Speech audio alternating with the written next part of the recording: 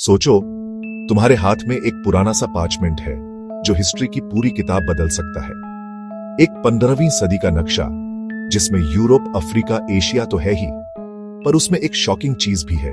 Greenland के waste में एक नई जमीन, विनलैंड, जो नॉर्थ अमेरिका से मिलती जुलती है। अगर यह नक्शा सच है तो इसका मतलब है कि वाइकिंग्स, वो स्कैंडिनेवियन समुद्री योद्धा, कोलंबस से सेंचुरीज पहले ही अमेरिका पहुंच चुके थे। लेकिन अगर यह नक्शा झूठा है तो यह इतिहास का सबसे बड़ा धोखा है। यह है विनलैंड मैप की कहानी, एक रहस्य जो या तो इतिहास को रीराइट करता है या फिर उसे मजाक बना देता है। यह कहानी शुरू होती है 1925 में। येल यूनिवर्सिटी में रिसर्चर्स ने एक बड़ा धमाका किया। उन्होंने दुनिया को एक पार्चमेंट मैप दिखाया जो 15वीं सेंचुरी का था।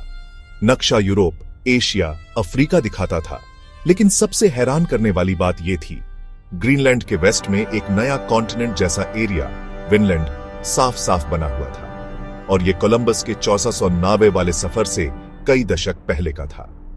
1966 में यह मैप ऑफिशियली रिवील हुआ और पूरी दुनिया में सनसनी फैल गई। लोगों ने कहा, यह तो प्रूफ है कि नॉर्स सागास, जिनमें लीफ एरिक्सन के अमेरिका पहुंचने की कहानी थी, वो झूठ नहीं, सच थी। ये समझने के लिए हमें 500 साल पीछे जाना होगा। वाइकिंग्स स्कैंडिनेविया के लोग थे, नॉर्वे, डेनमार्क, स्वीडन से आने वाले जहाजी योद्धा। वो यूरोप, रशिया, मेडिटेरेनियन तक घूम चुके थे। आइसलैंडिक सागास में लिखा है कि लेफ एरिक्सन, जो एरिक द रेड का बेटा था, साल 1000 के आसपास वेस्ट की तरफ सेल किया और एक नई जगह खोजी, विनलैंड। कहते हैं वहां अंगूर के बाग थे, हरियाली थी, इसलिए नाम पड़ा विनलैंड। 1960 में कनाडा के न्यूफाउंडलैंड में एक जगह, लांस ओ मेडोज, खुदाई में मिली। वहां वाइकिंग घरों के खंडहर मिले, प्रूफ कि वाइकिंग सच में अमेरिका तक पहुंचे थे। पर सवाल यह है, अगर वाइकिंग्स 1000 एडी में ही वहां थे तो यूरोप ने उसे याद क्यों नहीं रखा?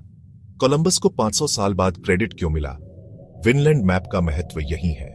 यह प्रूव करता है कि यूरोप में किसी को अमेरिका के बारे में नॉलेज थी, बस वो सीक्रेट रहा। विनलैंड मैप एक एनिमल स्किन पार्चमेंट पर बना है। ब्लैक इंक से ड्राइंग की गई है। मैप में यूरोप, अफ्रीका, एशिया के साथ ग्रीनलैंड सही शेप में दिखाया गया है, एक आइलैंड की तरह। पर सबसे चौंकाने वाली चीज है ग्रीनलैंड के पास बनी लैंड मैस, जिस पर लिखा है विनलैंड। ये बिल्कुल न्यूफाउंडलैंड या लैब्राडोर रीजन से मैच करती है। लैटिन में लिखे गए नोट्स कहते हैं कि विनलैंड फर्टल है, वहां ग्रेप्स उगते हैं, बिल्कुल वही डिस्क्रिप्शन जो सागास में है। जब येल ने यह मैप रिवील किया तो अखबारों ने हेडलाइंस छापी, हिस्ट्री रीराइट हो रही है। कुछ हिस्टोरियंस बोले, ये डिस्कवरी 20वीं सेंचुरी की सबसे बड़ी खोज है। पर कुछ स्केप्टिकल थे, उनको विश्वास नहीं हुआ। पब्लिक को यह कहानी बहुत पसंद आई। 1960 एक्सप्लोरेशन का दौर था, स्पेस रेस चल रही थी, तो हिस्ट्री में नई खोज सबको एक्साइटेड कर रही थी। लेकिन जल्दी ही शक शुरू हो गया। साइंटिस्ट ने मैप को हर पॉसिबल तरीके से चेक किया। पार्चमेंट, इंक, हैंडराइटिंग सब एग्जामिन हुआ। पार्चमेंट तो सच में 15वीं सेंचुरी का निकला, पर इंक वहीं गड़बड़ हो गई। 1970 में केमिस्ट्स ने पाया कि इंक में एनाटेसे नाम का टाइटेनियम डाइऑक्साइड है। यह कंपाउंड 20वीं सेंचुरी से पहले इंक में यूज नहीं होता था। स्केप्टिक्स बोले, बस ये मॉडर्न नकली नक्शा है।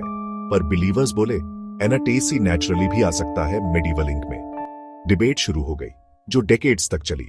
अब शुरू हुआ एकेडमिक बैटलफील्ड। एक साइड पर वो लोग थे जो मैप को असली मानते थे, दूसरी साइड पर वो थे जो इसे फोर्जरी कहते थे। एक्यूजेशंस हुए, पेपर्स छपे, हीटेड डिबेट्स हुई। मिलियंस ऑफ डॉलर्स स्टेक पर थे, क्योंकि येल ने यह मैप बहुत बड़ी कीमत में खरीदा था।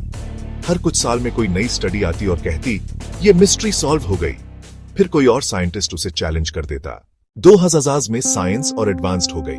एक्सरे, फ्लोरेसेंस जैसी टेक्निक्स से इंक को बिना डैमेज किए टेस्ट किया गया। रिजल्ट साफ था, इंक का केमिकल पैटर्न मॉडर्न इंक जैसा था, मेडिवल नहीं। 2021 में येल यूनिवर्सिटी ने ऑफिशियली डिक्लेयर कर दिया कि विनलैंड मैप एक 20वीं सेंचुरी फोर्जरी है।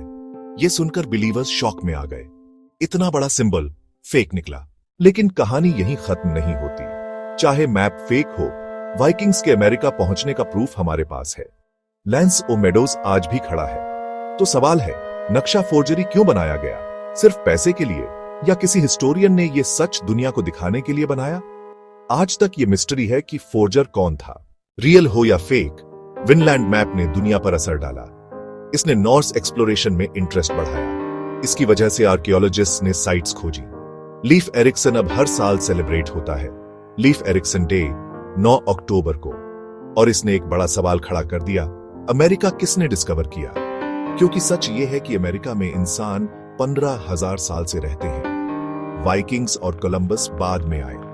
विनलैंड मैप हमें याद दिलाता है कि हिस्ट्री सिंपल नहीं है, ये लेयर्स में छिपी है और हर लेयर के पीछे एक नया ट्रूथ है। तो आप क्या सोचते हैं? विनलैंड मैप एक इनोसेंट फोर्जरी है या ये सच में हिस्ट्री का छिपा हुआ सच था? और अगर ये फेक है तो किसने बनाया और क्यों? शायद असली कहानी ये नहीं है कि किसने अमेरिका डिस्कवर किया, बल्कि ये कि हम हिस्ट्री को किस तरह देखना चाहते हैं। विनलैंड मैप आज भी अपने सीक्रेट्स छिपाए बैठा है और शायद इसीलिए हम सब इसे आज तक याद रखते हैं। अगर आपको ये वीडियो पसंद आया हो तो सब्सक्राइब करें, कमेंट में अपनी राय बताएं और लाइक जरूर करें।